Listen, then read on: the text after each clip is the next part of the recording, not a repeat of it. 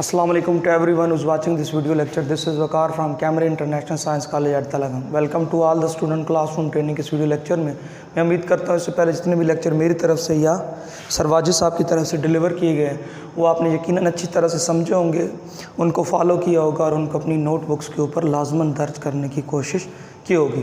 Dear student, बार बार आपकी चीज़ें इसलिए रिपीट की जाती हैं कि जब तक आप प्रैक्टिस नहीं करोगे, जब तक अपनी नोटबुक्स के ऊपर इसको दर्ज नहीं करोगे तो you would have to face different type of problem in upcoming days relating your studies. So dear student, जब आप स्कूल के अंदर आओ तो कम से कम आपको इतना पता होना चाहिए कि आप कुछ ना कुछ बात कर सको, कुछ ना कुछ हमें बता सको, आपका जो है वो दिमाग बिल्कुल खाली ना हो, उसके अंदर कोई ना कोई चीज़ मौजूद हो ताकि हम आपसे बात करें। डियर स्टूडेंट, इससे पहले हमने टेंसेस को कवर किया, प्रेजेंट से शुरू किया। जब हमारी ये लेक्चर का आगाज़ हुआ तो हम फ्यूचर कॉन्टीन्यूस तक गए और उसकी एक्सरसाइज भी हम प्रैक्टिस कर चुके हैं। यानी 6 जो टेंसेस हैं वो एक्टिव वाइज और पैसिव वाइज 5 के एक्टिव थे, 6 के एक्टिव थे और पैसिव वाइज सिर्फ 5 के थे, क्योंकि फ्यूचर कॉन्टीन्यूस का कोई पैसिव नहीं होता according to the native speakers. So right now मैं एक नया टॉपिक शुरू करने जा रहा हूँ जो आपका बहुत इंपॉर्टेंट टॉपिक है, पार्ट्स ऑफ स्पीच। हालांकि ये मैं पहले डिलीवर कर चुका हूँ, जो 26 लेक्चर पहले दिए गए थे, बट वो ज़रूरी नहीं कि हर बच्चे ने फोकस किए, वो रमज़ान के अंदर थे। तो यहाँ पे अब आपकी प्रॉपर अलग से क्लासेस हो रही हैं, वहाँ पे इकट्ठा पढ़ाया जा रहा था सब क्लासेस को, तो वो इस तरह से नहीं था जैसे अब मैं पढ़ाने जा रहा हूँ। सी तो डियर स्टूडेंट, इस टॉपिक को आपने बड़े गौर से सुनना है, क्योंकि इससे रिलेटेड आपका 5 या 4 नंबर का एक सेक्शन है जो ऑब्जेक्टिव पार्ट का है, तो उसके अंदर इसके हवाले से क्वेश्चन किए जाते हैं। तो इसके बारे में जानना आपके लिए इंतहाई ज़रूरी है, 10th क्लास के लिए भी और 9th क्लास के लिए, दोनों के लिए बड़ा इंपॉर्टेंट है। तो dear student, parts of speech total जो है ना वो डियर स्टूडेंट वो 8 हैं।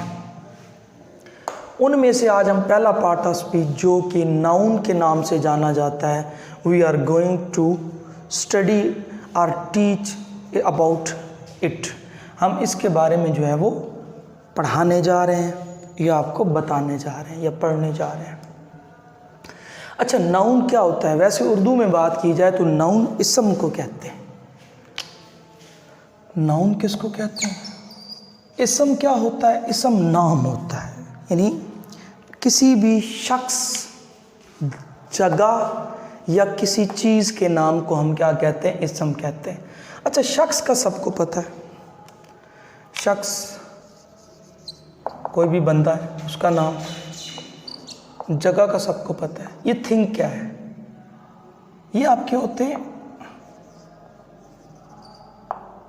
हवासे खमसा, 5 होते हैं।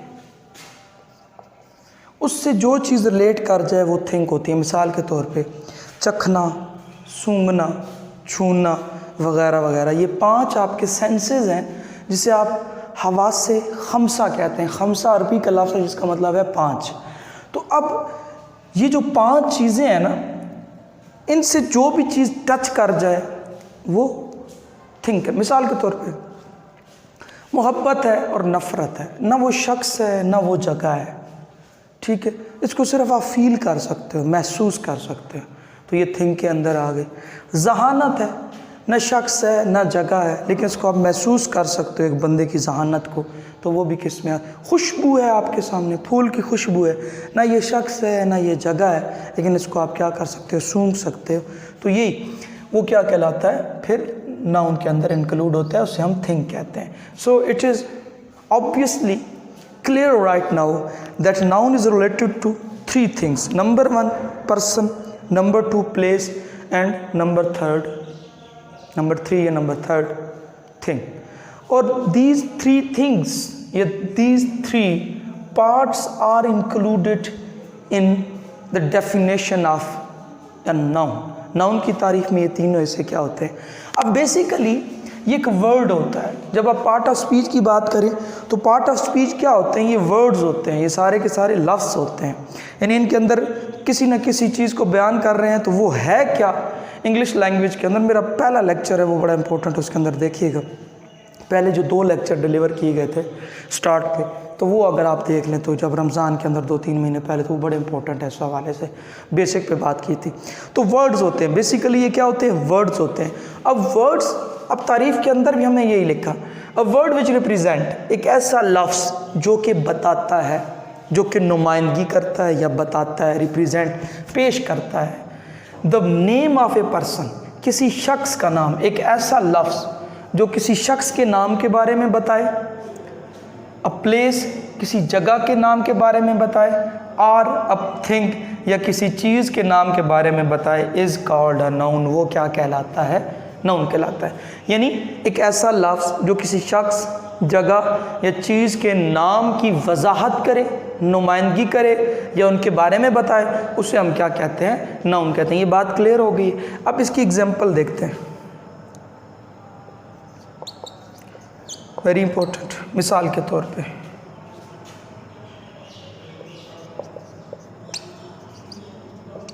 Aslam is my friend. Aslam is my friend. अब देखिए यहाँ पे असलम, ये कौन है? ये कोई शख्स है ना, ये किसकी बात हो रही है? ये कोई पर्सन है। असलम यहाँ पे किसको इंडिकेट कर रहा है? पर्सन को इंडिकेट कर रहा है। तो असलम यहाँ पर क्या है? नाउन है।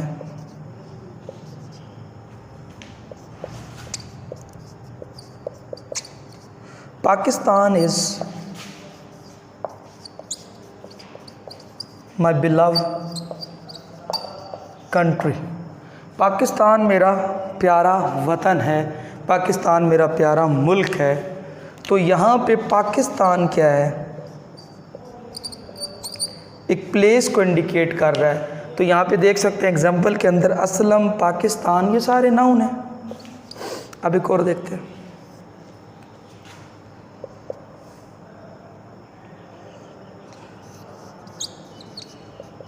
लव इज नथिंग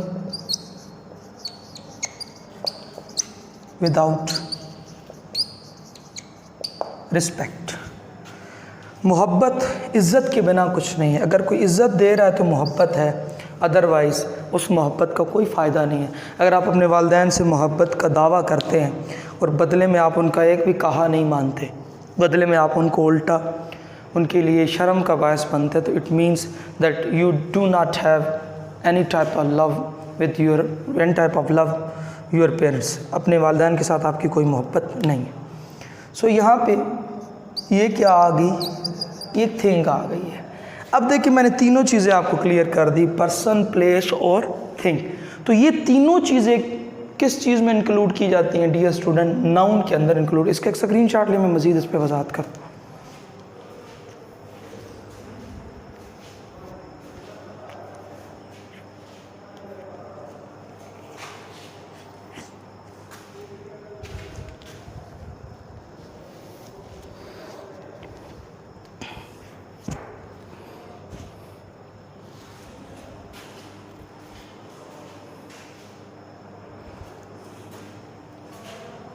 जी मैं इसको इरेज करने जा रहा हूँ, आपने इसका स्क्रीनशॉट ले लिया ताकि इस पर मज़ीद हम एग्जाम्पल के ज़रिए इसकी वजाहत कर सकें। हमारा मकसद आपके लिए बर्डन डालना नहीं है, बल्कि स्टडी को स्मूथली और आसान तरीके से आसान बनाना है। इसलिए बहुत कम और डिटेल के साथ पढ़ाया जा रहा है। एक और एग्जांपल लेते हैं,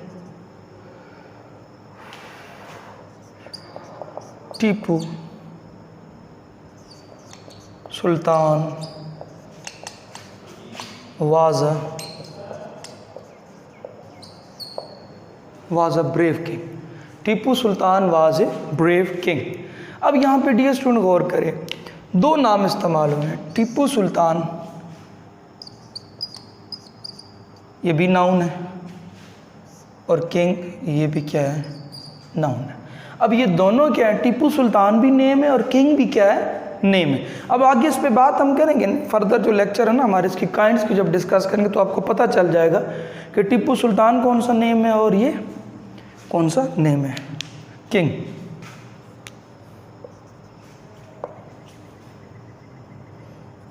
there was only one girl। वहाँ सिर्फ एक लड़की थी। अब यहाँ पे ये वन गर्ल क्या है, ये पूरा का पूरा क्या है, नाउन है। वन टेबल, वन गर्ल, ये सारे के सारे क्या है, नाउन है। तो ये भी आगे हम एक्सप्लेन करेंगे ये कौन सा नाउन है, इसके ऊपर भी हम बात करेंगे। Next,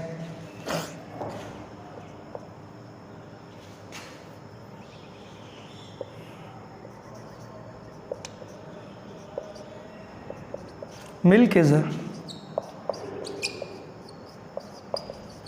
perfect diet. मिल्क क्या है, ये भी नाउन है, ठीक है जी। अब यहाँ पे देखिए ये डाइट भी क्या है, नाउन है। तो इस पे हम आगे बात करेंगे कि ये कौन से नाउन। अगर आप गौर करें तो जो भी जुमला लिखा जाता है उसमें कोई ना कोई नाम मस्ट होता है, नाम ज़रूर होता है। तीनों सेंटेंसेस लिखे हैं, उसमें कोई ना कोई नेम मौजूद है। अगर आप गौर करें डियर स्टूडेंट, तो इस कमरे के अंदर जितनी चीज़ें मौजूद हैं उनका कोई ना कोई नाम है। ये वाइट बोर्ड है, ये मार्कर्स हैं, ये डस्टर है, ये मोबाइल फ़ोन है, वो डोर है, ये ऊपर वुड लगी हुई है, इसके ऊपर ट्यूब लाइट है। तो देखिए कोई ना कोई यहाँ पे नाम जो है वो मौजूद है। अगर इस पूरे रूम को सर्च करें, यहाँ पे चेयर्स पड़ी हैं, यहाँ पे टेबल है, यानी each and everything is included in noun. जो भी चीज़ अपना नाम रखती है ना, वो क्या है, वो नाउन कहलाती है। मैं आपसे बात कर रहा हूँ, मैं नाउन हूँ। आप मेरे लेक्चर को फॉलो कर रहे हैं, देख रहे हैं, आप नाउन है। तो डियर स्टूडेंट, आपका बहुत इंपॉर्टेंट टॉपिक शुरू हो गया है जिसे हम पार्ट्स ऑफ स्पीच कहते हैं।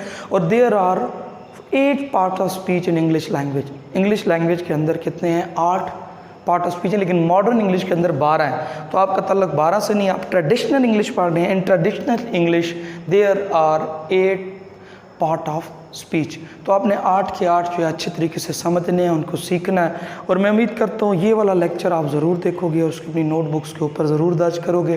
तो आपने कोई भी लेक्चर स्किप नहीं करना, चाहे वो वाजिद साहब डिलीवर कर रहे हैं, चाहे वो मैं दे रहा हूँ।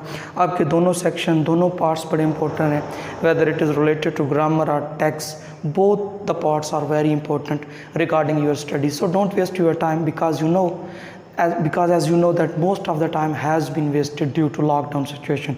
So जब आप आएँ तो हम चाहते हैं आप अच्छी तरीके से समझें, अच्छी तरीके से पढ़ें और चीज़ों को अच्छी तरीके से समझने के बाद उनको अपनी नोटबुक्स के ऊपर दर्ज करने की कोशिश करें। मोबाइल का रेलेवेंट यूज़ नहीं करना। आपके सामने हालात ऐसे बन चुके हैं, फेसबुक या इस तरह की जितनी चीज़ें हैं ये फ़जूल चीज़ें हैं। बेटा मैं सच कह रहा हूँ, इनसे कोई फ़ायदा नहीं, टोटली लॉस है, दिमागी लॉस है, आपकी फ्यूचर का लॉस है, आपकी सोचों का लॉस है। आपकी सोचों के अंदर जो तब्दीली आएगी उसका नुकसान आप कई साल तक भुगतते रहेंगे, ठीक है।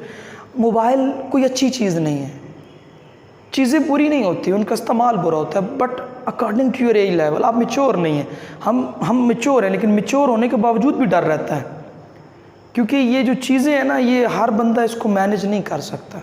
तो ज़िंदगी को बड़ा आसान और सादा गुजारें, अपने लिए प्रॉब्लम्स पैदा ना करें, ऐसा काम ना करें आपके लिए भी प्रॉब्लम हो, आपके घर वालों के लिए प्रॉब्लम है। जितने भी ये स्टूडेंट 9, 10 के आप सुन रहे हैं, चाहे वो लड़कियां हैं चाहे वो लड़के हैं, तो मोबाइल को यूज़ करते हो कम से कम आपके घर वालों को पता होना चाहिए, आपके भाई को, आपके सिस्टर को, आपकी मदर को ये पता होना चाहिए कि आप क्या यूज़ कर रहे हैं और क्या क्या चीज़ें आपके सामने मौजूद हैं। यूट्यूब आजकल सारी चीज़ें इस कदर पोल्यूटेड हो चुकी है ना, चाहे वो यूट्यूब पे, चाहे वो फेसबुक, इतनी चीज़ें फेक हो चुकी हैं कि आप बहुत मुश्किल हो गया कि उसमें से सही चीज़ तलाश करना। किताब को अपना दोस्त बनाएं, मोबाइल से बेहतर है। कोई कहानियाँ पढ़ लें, हमारे वक्तों में टार्ज़न वाली कहानियाँ होती थी, शेख चिल्ली वाली, उससे एक सबक मिलता था, हम पढ़ते थे। तो यकीन करें आज भी मोबाइल का इतना यूज़ करने का शौक़ नहीं है, डिफरेंट ऐप्स हैं, पता ही नहीं है वो कौन सी ऐप्स हैं। आज भी बुक का शौक़ है, बुक पढ़ते हैं, कहानियाँ पढ़ते हैं। चलें बचपन में पढ़ते थे, तो अब और तरह की कहानियाँ पढ़ते हैं जिनसे कोई ना कोई फ़ायदा होता है, लर्निंग होती है। अच्छी चीज़ें पढ़ें और अच्छी चीज़ों से सीखें। अपना ख्याल रखें, अपने घर वालों का ख्याल रखें। शुक्रिया।